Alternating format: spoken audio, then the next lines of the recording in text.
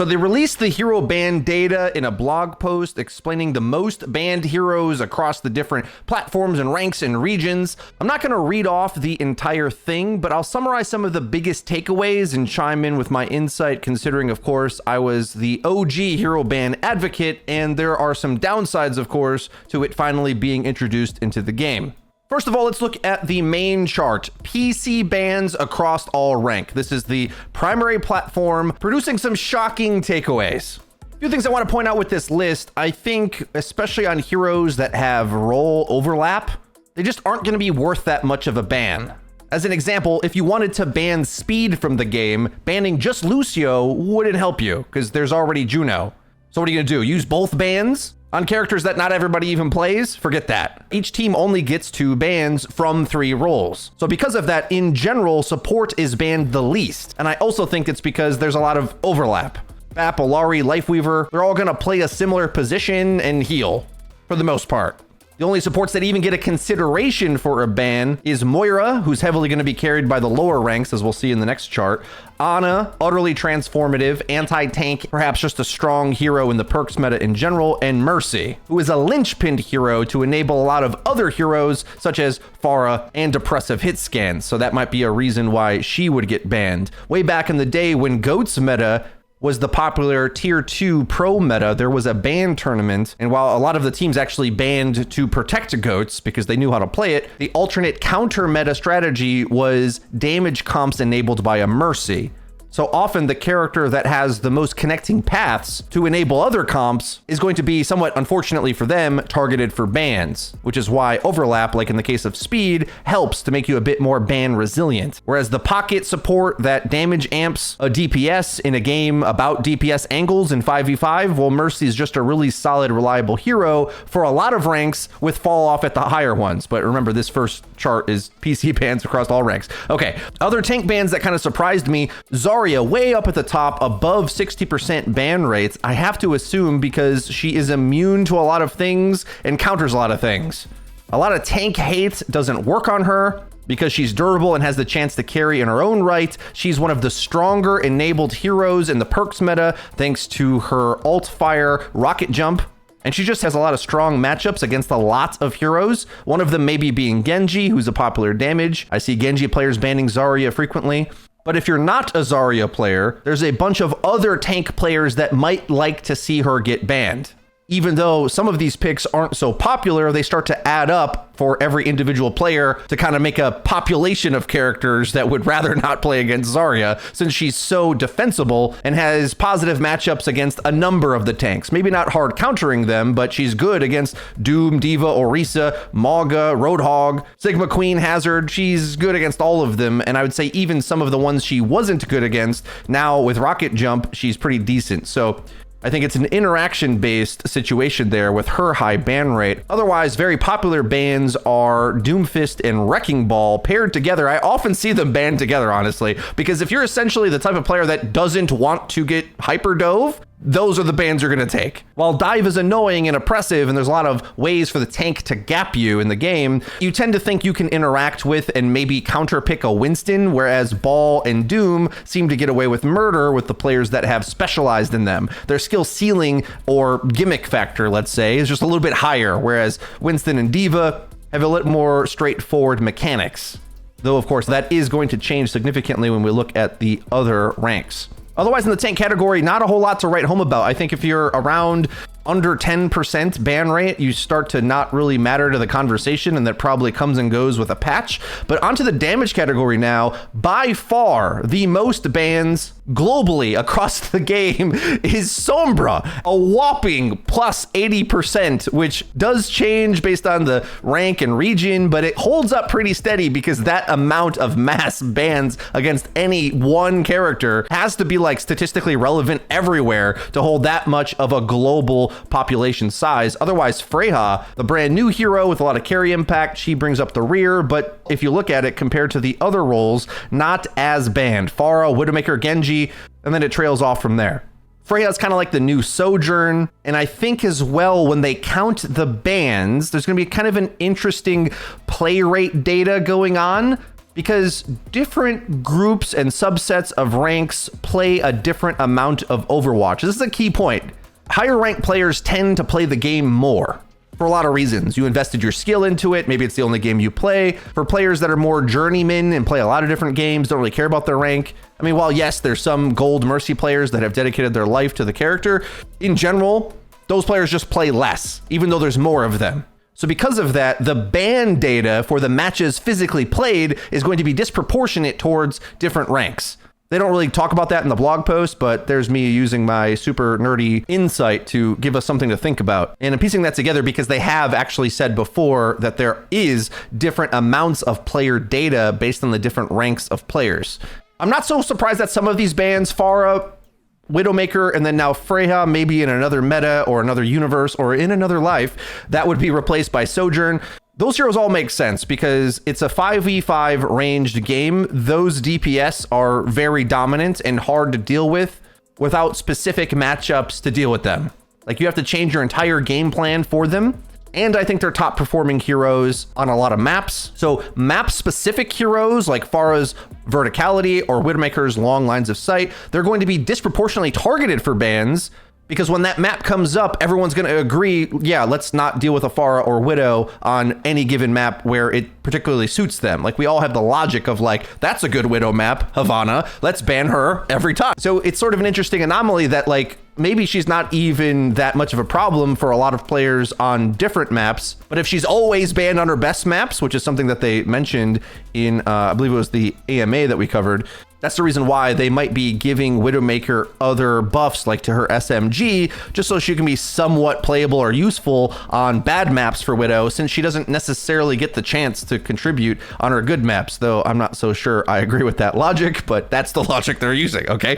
Otherwise, the elephant in the room, why am I not talking about this? Yeah, this is the entire story of the video probably, but Sombra way disproportionately banned, well ahead of everything else. She's multiple heroes of put together in one hero. Almost every game has a Sombra ban. Almost all of them at every rank. That's insane. And I think it's even more insane when you consider the fact that I don't even necessarily think Sombra is that oppressive of a hero, especially as you start to scale up the ranks. I think she's annoying. But I think on one hand, if you don't want to get hyper dove with Doom and Ball, if you do want to play a bunch of those heroes, you just don't want to play against a Sombra. So it might be another case where there's a bit of a linchpin type character who's annoying for a lot of other mains to deal with. I think the entire support community probably isn't a huge fan of Sombra jumping out and virusing them. It's a bit of a surprise mechanic that a lot of players just don't like. The permanent stealth, turning off your abilities. They've tried to rework Sombra 100 times, it feels like, since the release of the character in 2017. How old am I? What year is it? And they still can't seem to get it right. Nothing is as annoying as Sombra, objectively speaking, to the player base we have. That has to be said. Ironically enough, though, if they added more disable kit to the game, it might be a little different. Especially playing back that glorious October 2020 patch that was the peak perfection of Overwatch design. There was a lot of disables in that game, okay? Holy cow, did the disables get tuned back into Overwatch 2. A lot of tanks have stuns in Overwatch 2 now, but imagine just having 2 of them always, and everybody has multiple stuns, so anything that comes out can get multi-stunned. Whereas the only way to really replicate that success in Overwatch 2, in 5v5 especially, because everyone's a little bit spread out, it's not like you have one thing going in front, deathballing, leading the charge. Yes, the tank kind of does that, but they mostly just anchor or fight the off angle. That's it. Really simplistic, straightforward, and a lot of them have the defenses to be able to handle disables and focus fire. That's the whole benefit of the 5v5 game plan. It simplifies into a fight of titans that slows down, changes the decision making, makes it really easy to understand. But the benefit is you don't wander out trying to create space and then get spammed by 6 CCs at the same time. Sombra's the only character that can put CC wherever you want it. Because while they finally did give Cassidy his flashbang back, he's not necessarily that popular or dominant as a character because he has other limitations in the 5v5 format. It's a bit expensive for him to walk around with that very effective flashbang.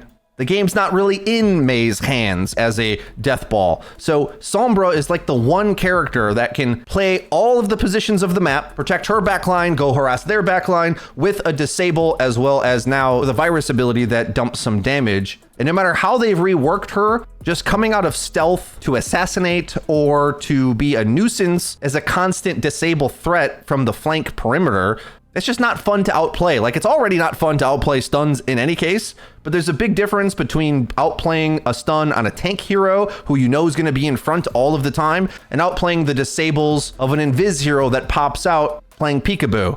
So Sombra's actually getting nerfed in the most recent patch. However, I don't know if that helps her ban rate because it's not really about her effectiveness that's putting her at such a high ban. Unfortunately, I think the only thing they can do is, and I'm not actually saying this, I'm not saying these words, but is to introduce more heroes like Sombra. Let's not do that.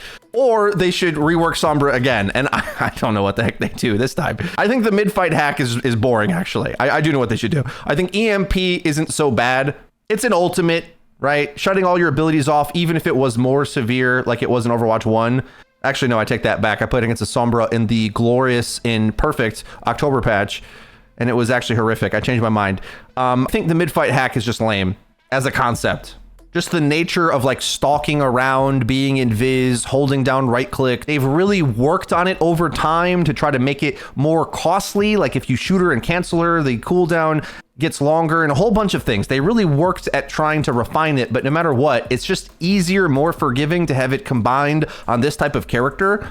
Whereas other characters that have disables are just more all in on their positioning, so they're more limited on where they can apply it, making your mobility outplay, which is typically the thing that gets ruined the most by CC, have a chance against them. If you get really good at Doomfist, you can outplay Ana and Cassidy cooldowns. But there's a limit to how much information you're going to have against an invisible character who can track you down with her own mobility. Her having invis, mobility, and disable is a very strange combination of things. Now let's look at the console bans for some insight here. Sombra stays the same, but we'll be done talking about her for a second. Symmetra gets a big boost in bans on the console platform, as well as Mercy and Moira taking the top spot for the support bans. These are all characters that heavily make a skill gap on the controller, I think, because their counters typically are headshotting them, mechanicking them, doing 180s on them with faster characters that they can't track down, and all of that's harder on the controller. I actually don't know how and why we've allowed Symmetra to be a dominant meta force, really at all. At the pro tiers, it gets picked a lot, and it puts me to sleep. Marvel Rivals has tank buster characters too, but their gameplay isn't as boring as Symmetra's, both to interact with and get hit by. And I say that as someone who loves to abuse her when I play damage, because you just sort of AFK in the front line and easily work them down with very little mechanical skill. But I suppose for all the hate I have for the beam heroes, Symmetra and Moira, there is equal hate for maybe even more Overwatch players. I'm probably unpopular in that take. And a lot of players hate Widowmaker for the exact opposite reason, because she's supposedly rewarded for the amount of skill way too much. So I can kind of see both arguments. Some other changes in the console charts that we can see. Freyja's ban rate goes way down, kind of the middle of the pack. Flankers, Tracer, Genji, and Pharah are above her even, and she's almost as much banned as Sojourn and Torbjorn. Pretty interesting for a brand new character that should be overstated, you'd think. I think mainly it's just like her mechanics benefit mouse and keyboard speed, because there's just a hard limit to how fast you can react on the controller. With aim assist, you could get, decently accurate. Like Widow is kind of decent because she's slow. You can line up the shot and take your time. Freyja benefits from a lot of quick movement, dashing, fast shots, turning. Harder to do on the controller, but that surprises me that Tracer is so high, despite that also kind of being the case with her. But it could also just be a mastery thing too. This might change over time. Brand new hero, new mechanics, might take a second. Oddly, Doomfist drops in ban rate, but Ball stays steady, so does Zarya. Another thing we might notice is that tanks get banned more on console, maybe because the pace of the game slows down a bit, so it's even more frontline focused. Would be maybe my guess on that. You console players, I played console years ago, but not Overwatch 2 so much, so let me know what you think is the reason for that. Be interested to read your comments. Now we got a graph for Masters Plus. Just skimming through this, the DPS bans are still pretty prevalent, but the bans across the board are kind of a bit more equal. which I think the blog post says to mention that especially as you go up the ranks, the different roles have equal, let's say, carry potential or impact. Ana, Zen have high ban rates. Zen's always my ban. Get that guy out of here. I'll get hacked by Sombra all day. I do not want to hide on a corner while I wait for a Discord to go away, though. Freyja, instead, is the one that's approaching 80%, just under it, though. 70-odd% ban rate for Freyja. For the players at the highest ranks that are dominating with mouse and keyboard. Keep in mind, Master is basically top 500. That's like code word for top 500 adjacent. Just outside of Masters, you're going to start dropping out of top 500 as the season goes on, but you're in the same lobbies, so it's basically like that's the same grouping, essentially, in the matchmaking. Sombra still with a strong ban rate, but nowhere near as much as the general population. A bit more, let's say, reasonable, and lots of other heroes will take up the slack instead of her. Staying uniform, though, Widow and Pharah, Sojourn, Cassidy, these are carry picks in 5v5 for sure. I think a lot of the other DPS in the game, you feel if your teammate is lacking in the matchup against them, you can somehow interact still to win the game. But if their Pharah, Widow, Sojourn, Cassidy is better than yours, that game is going to be really hard to come back from. Especially if you don't play those characters, you are more biased to want to ban them. And then also, I think because the game changes quite a bit, it's interesting that D.Va has such a disproportionately high ban, considering all of the best analysts of this game tell me D.Va doesn't work in 5v5. That's strange that she's then banned so much. It's almost like that's not true. She's an amazing 5v5 tank. She's just boring, maybe. Like the fun factor, maybe not great. Like the playability of D.Va as an off tank was a lot more powerful, with a lot more decisions, a lot more agency, and nearly 100% pick rate in the history of the competitive game in 6v6. So D.Va shuts down a lot of other tanks, I think mainly because D.Va players at this rank know how to outplay D.Va's counters and just play the long game. You just don't take the brawls, you can't win, and suffocate and isolate the otherwise carry impact damage dealers. D.Va really controls the game and makes an incredibly reliable experience for your team when you play her flawlessly. I also think in this patch specifically, if you're going up against a lot of Freyja or Pharah, the only tank you really want on your team probably is D.Va, able to contest them vertically.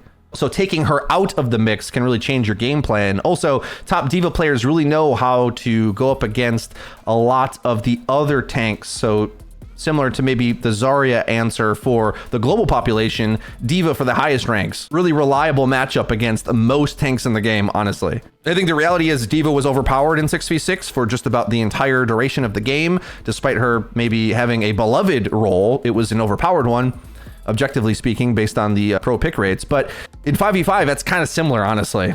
Maybe not in the pro context, but certainly in ranked, where being able to turn your TV off it's just a little too much for a lot of these shooter-minded tanks, I'd say, especially.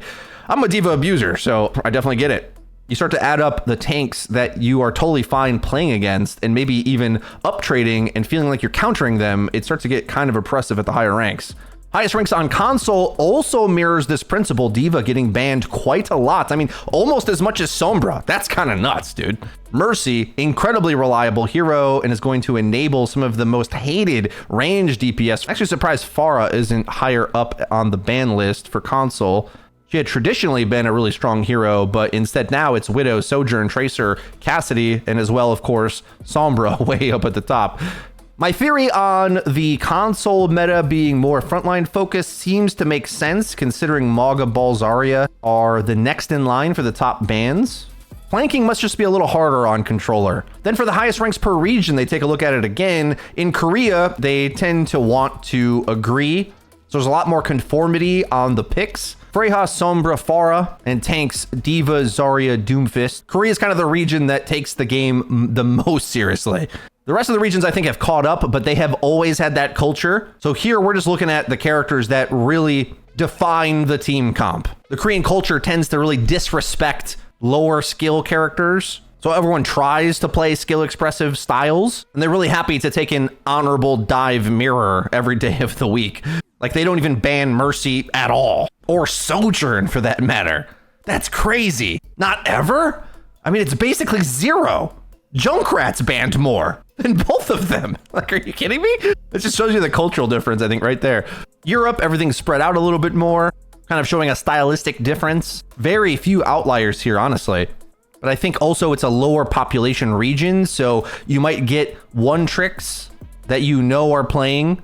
So specific players might be influencing the bans more so than the general meta when you start to get to a smaller region like this. Actually, in the Americas, it's even more spread out than there. Like, everything gets banned in America. Honestly, there's very few characters that have low ban rates here at all, which is actually kind of cool. And I will say might make it my favorite type of environment to play in, because the heroes you get to see are quite diverse.